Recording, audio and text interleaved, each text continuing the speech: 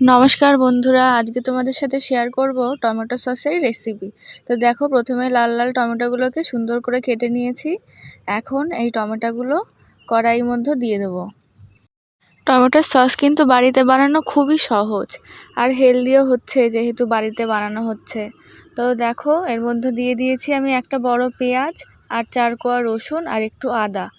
আর এর মধ্যে দিয়ে দিয়েছি কালারের জন্য একটু কাশ্মীরি লাল লঙ্কার গুঁড়ো। তোমরা বিটও দিতে পারো একটা, ওতে কালারটা খুব ভালো আসে। আর দিয়ে দিচ্ছি এর মধ্যে স্বাদ মতো লবণ।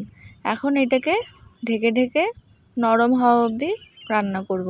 তো ওই দেখো, অনেকটাই জল বেরিয়েছে, টমেটোর থেকে নরম হয়ে গেছে। এখন আমি দিয়ে দিলাম এটা মিক্সির মধ্যে।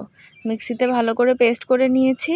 এখন একটা নেটের সাহায্যে এটাকে ছেঁকে নেব, যাতে টমেটোর খোসা বা অন্য কোনো টমেটোর বীজ থাকে সেটা বেরিয়ে যায়।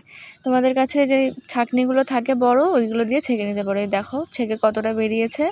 তো এখন আবার কড়াইতে বসিয়ে দিয়েছি টমেটো পিউরিটা। এখন ওর মধ্যে দিয়ে দিলাম চিনি আর একটু ভিনিগার। এখন এটাকে ভালো করে শুকাতে হবে যাতে জলটা টেনে যায়। এই দেখো, জলটা একবারে টেনে গেছে। আমি এরকম রেখেছি টমেটো সসটাকে, তোমরা চাইলে আরও শুকাতে পারো। তো তোমাদের দেখাই কেমন হয়েছে। এই দেখো, টমেটো সসটা কিন্তু খুবই টেস্টি হয়েছে। তোমরা বিশ্বাসই করবে না যে এটা একদম ঘরেই বানানো। ঘরে বানিয়ে অবশ্যই ট্রাই করো, খুব ভালো লাগবে আশা করছি। টমেটোর সসটা যদি তোমরা বাড়িতে বানাও, অবশ্যই আমার সাথে শেয়ার করো। Thank you.